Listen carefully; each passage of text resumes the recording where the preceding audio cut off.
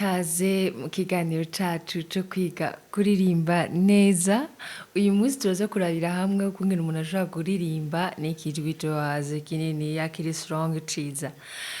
Yo kwexersa gute, vyogenda gute, yohera hehe, kugira supporting iryo jwi ryiwe aririmbira hasi.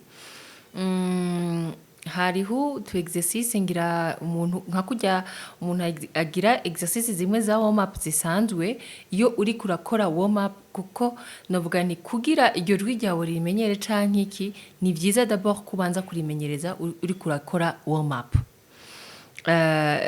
D'abord kugira ni watangura kuririmba rya jwi ryawe rizobe ryamenyereye kuko gusimbira kuririmba ku manota ntibiryoshe kubera ko nababwiye hari igihe usimbira kuririmbira hejuru bishobora konona ijwi ryawe niyo uririmba usimbiye kuririmbira hasi ijwi ryawe utabanjije kuri travaya n'utu exercice buke naho nyene is the same ntushobora kwashika aho hantu hasi cyangwa uharirimbire neza nkuko ubishaka.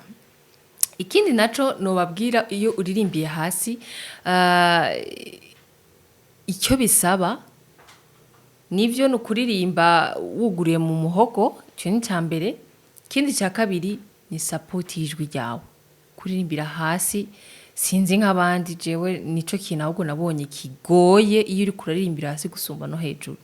Iyo uri kuririmbira hasi bisaba souffle nyinshi gukomeza mu nda no kwisupporting kenshi abantu b'abaririmbyi iyo sinzi nka mwebwe ariko niyo uririmbye kuko murabizi ko indirimbo ishobora kuva hejuru gushika hasi sivyo. Hari igihe umuntu ahereye hejuru ubona ko ari concentré yafashe souffle akaririmba neza hejuru yagera hasi ukamengo na kabuye bakoroye kubera iki yashikiye muri comfort zone yiwe. Hasi tumenyereye ko ari ahantu horoshe ntibisaba ibintu birebire byinshi donc urumva kenshi ntibaprena au sérieux ariko nk'umuntu w'umuririmbyi iyo uri kuravyumviriza urumva yuko ivyo bintu bitaba bisa. For example reka mbaka akanuze gatoya gasanzwe kaka melody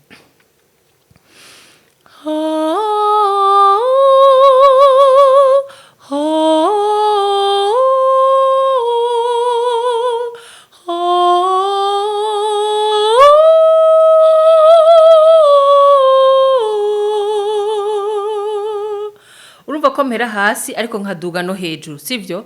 Rero iyo duze hejuru uri yaranja kwa aho hantu hataba kupire kuko deja uwa wasimbye uvuye mu manota ari hasi yoroshe ukagenda muri ya manota hejuru asaba nivyo souffle nyinshi no kuhashika ariko the same color no kuvuga bigende bisa bitumva ko ari ibintu bijumpinze. Reka ngerageze kubikora ntariko nda connectinga ntariko ndabifatana. Okay, reka ngerageze.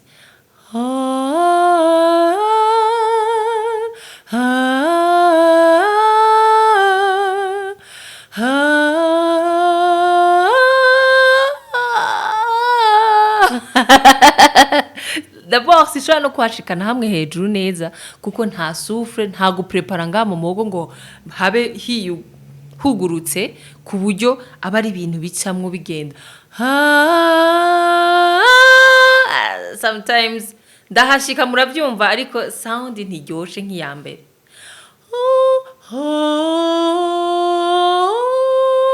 Itandukanye ne ndahashika nivyo ariko no kuvuga iki rero ndukuvuga rero yuko iyo uririmbira hasi nubwo ubushitse muri comfort zone yawe ntibisigura kucurekura kwa gufata kwijwi ryawe bwa bukomezi bw'ijwi ryawe kuko iyo urekuye bitanga sound itaryoshe kumva. Ni vyiza yuko donc umaintaininga biragoye kuko burya gufata souffle ahantu muri comfort zone yawe ni biba vyoroshe. Je vraiment hasi n'ahantu kabisa ndahagize numva ko mba ndiko ndakoresha kabisa ubukomezi bwanje bwose ko mfise tendance sinzi nk'abandi ndanifise tendance yo kuba concentre ari ku manota yo hejuru ariko ngeze ahantu numva ko ijwi ryanje riraho ritangura kumanaginga niki ntashiraho souffle cyane ntafata ya souffle yanje kugira ngo supporting. So ni vyiza rero iyo uri kuraririmbira hasi ikintu ca mbere nababwiye nahereye ko nukubanza kwanza ukagira ama exercice ku manota yo hasi kugira za maso zawe zo mu muhogo zimenyera ayo manota, hanyuma uhejeje ukashobora utangura kuririmba. Rero iyo uririmbye bisigura yuko nta gupfa kuririmba gutyo kuko nababwiye yuko abantu de nature tumenyereye iyo uririmbira hasi nta effort ntaki, donc bibaruko ijwi ryawe bariraho nyene kuko wumva uri muri ki yoroshe canke uri muri comfort zone yawe ntiwumva importance yo gufata ijwi ryawe babibisha. For example nshobora kuririmba gutya ndiko ndagira hasi ijwi riri leger ki yoroshe cyane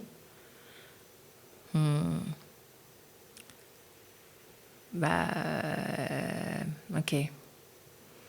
Mwami mana ndakuririmbira uri nkuru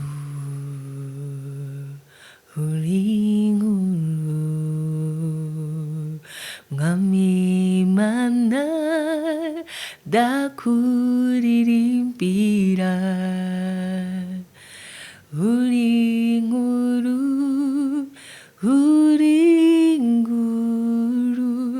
akajwi kaba karaho urumva ko hashika ariko ugiye urumviriza neza amanota yo hasi sindiko ndayashikaho neza like kaba karaho urazi indirimba ariko nturi urumva neza ijwi ryawe ritobora. Okay, kangerageze nkoreshe souffle ndiko ndarimbira hasi. Mwami mana ndakuririmbira uri nkuru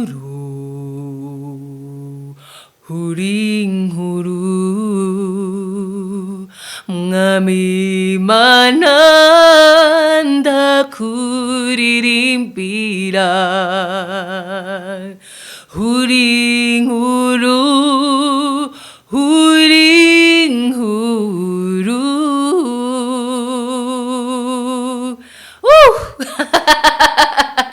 ni hasi cyane. Donc bisigura iki nivyo ndakoresha souffle osi ndugurura ngaha kuko ndiko ngo ndirimba iki amanota yo hasi. Ni ibintu by'ingenzi, ni ibintu biri very very important kugurura hano ubumenga uri kuririmba nk'umugabo. Okay, hari tu exercice peut-être tumwe umuntu yoshobora gukoresha muri mu kubabwira ya ma exercice ukora. Urumva hari ibintu bimwe nka u gu ku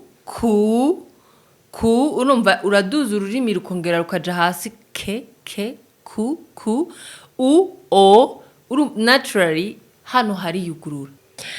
Reka gerageza tugire warm up gatoya nko nako ndabibabwira mbere yuko mu bisanzwe ndirimo nka kuriya mba ndisanse kuba nakoreye kuri ayo manota yo hasi ku buryo ninatangura kurimba bitaza kungora nkuko nari nabibabwiye.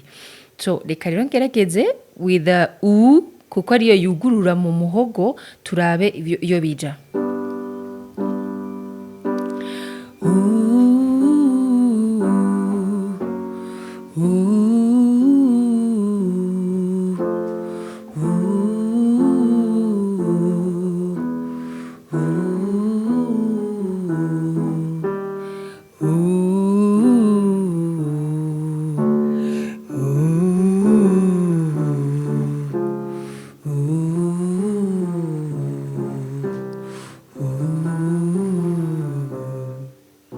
Kabandanya ainsi de suite. Nkuko mwejeje kwibona banza gukora kuri amanota yo hasi and then umuntu agaheza akaririmba nka kujya mu bisi n'abaririmbi. Ego nukuvuga iki again ngire nka ka resume gatoya nyene mu byo nabigishije nukuvuga kuririmbira hasi birasaba umwuka imwemu souffle ihagije ikindi ukugurura mu muhogo. Ego ikindi naco deni baza ko ari ivyo bitatu. niba ntihenze ego kubanza ukagira warm up ukamenyereza amanota yo hasi cya kabiri ukaba ufise impemu zihagije kugira ushobore kuririmba ayo manota yo hasi icya gatatu ukugurura mu muhogo by'ukuri kugira ntubabaze hano cyane nuko nizere ko ntahuye souffle ikenewe ahantu hose support ikenewe ahantu hose hejuru no hasi ni ikintu ngombwa necessaire aya ma exercice rero ushoboye kuyakora ukayakora bishoboka amanota yo hasi nka kujya nababwiye ku manota yo hejuru naho nyine is the same ni ibintu bisaba travail gukora ku munsi kugira umenyereze aya mamiswe ego nibaza ko utwo tu exercice naberetse tuzobafasha kwamiyora canke guteriza imbere ijwi ryanyu kuba rinini gusumba ego nizere ko mwatahuye mufite ikibazo mwandikiye muri comment murakoze cyane mugire like na subscribe bye